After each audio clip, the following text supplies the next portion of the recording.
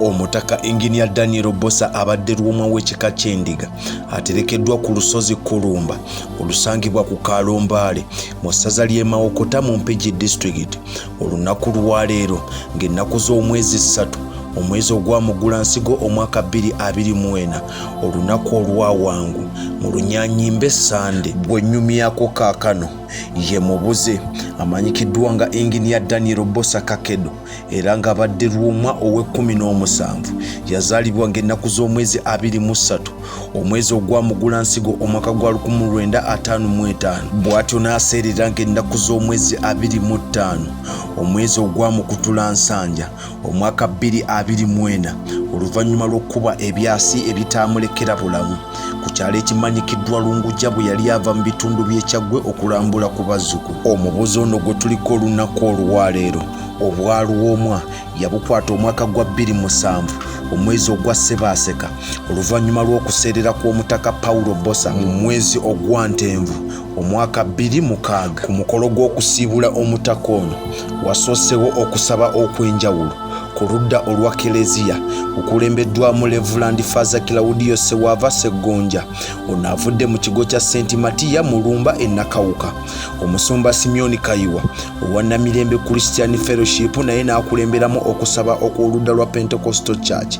Era ono mu bigambo bye yeebazizza abateesiteesi b'emikolo egy'okuwerekera omutaka okukkiriza enzikiriza ez'enjawulo okusabira omutaka. Kimanyikiddwa era ne kibunyisibwa bwonna lunye nti emikolo gy'okutereka omutaka gyesigama ku buwangwa n'ennono era gikulembeddwamu bakatikkiro bajjajja abataka abakulu ab'obusolya mu bika by'Abaganda ab'emituba 140 n'amasiga 17 agakola ekika Kyendiga nga bano bakulembeddwamu ow'essiga ly'e Ssekasamba erisangibwa e Pami Mawokota omukulu amanyikiddwa nga Kabuuka Aruna. Kyavaayo ne kitegeezebwa emabega kaawo omuterega Ssaabasajja Kabaka wa Buganda nti omutaka yenna alina okuziikibwa mu kinnya kya fuuti 15 era wenjogerera bino nga naawe owulira omutaka Eng Bosa aziikiddwa mu kinnya kya fuuti 15 era ng'azingiddwa mu mbugo 150.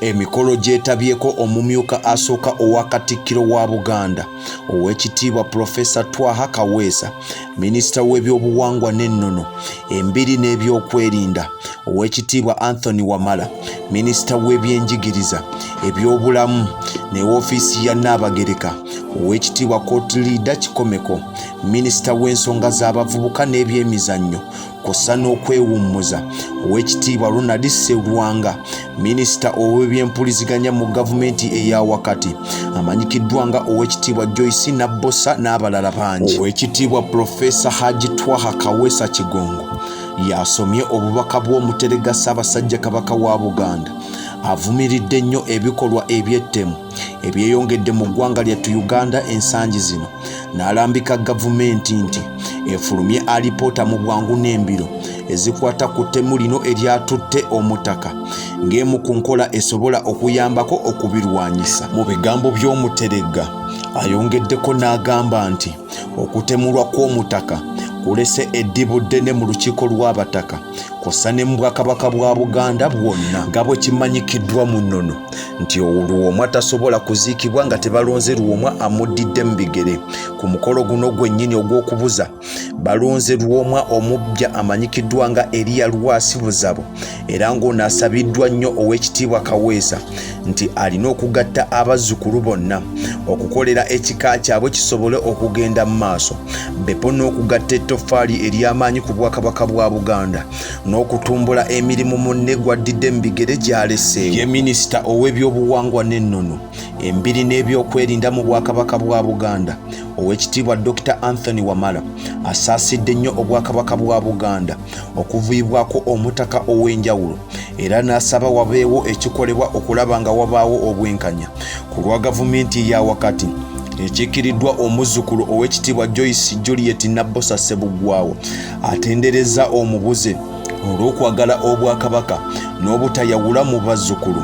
Omukubiriza w'olukiiko lw'abataka Augustine Kizito Mutumba ng'akiikiriddwa Katikkiro w'e Gabunga Frederick Joseph Mulindwa yennyamidde olw'obusiiwufu bw'empisa obususse mu bantu obutuuse n'okuttisa omutaka ekibadde tekibangawo mu kyasa kino. Omu ku beetabye ku mukolo guno ye omukulembeze w'ekibiina kya National Unity Platform oba NUP omukulu amanyikiddwa nga Robert Kyagulanyi Ssentamu. Wabula tutuuse ku mukolo guno lwe tutegedde nti Taata Solomon Bobi Wine mwana mujjwa mu luggya luno era yakoze emikolo egy'okujja ebibamba mu kika era yazikizza n'ekyoto era yayaniriza ne Lwomwa omupya omukulu amanyikiddwa nga Eriya Lwasi Buzabu. Ng'omukolo gw'okubuza omutaka guwedde, Bwana Robert Kyagulanyi Ssentamu nga bwe ziri enkola ze akyankalanyiza oluguudo olwo lwonna era ebyentambula ne bisyankalana ku Masaka Road okutuukira ddala e Busega era agenze awuubira ku bannayuganda wamma we beegirisa nga ekigotta entula ab'amazina ne babiibya ab'endulu ne bakwata ku mimwa wamma ne gubulwasala. Wabula ng'okyawulirira akatambi kano nkusaba osubscribing era ofollowing ku Facebook nkozesa Omwana Soda ne TikTok ofollowing.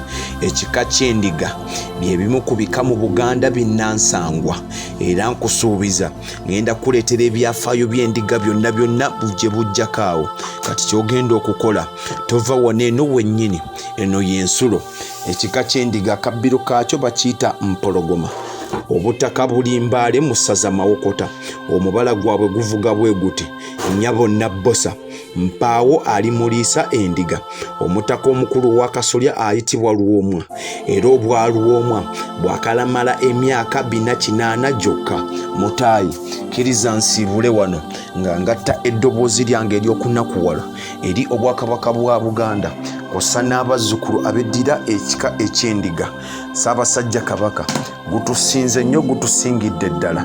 Owangaale omwoyo gw'omugenzi Mukama Katonda agulamuze kisa ku lwa Katonda n'ensi yange. Export TV to the world.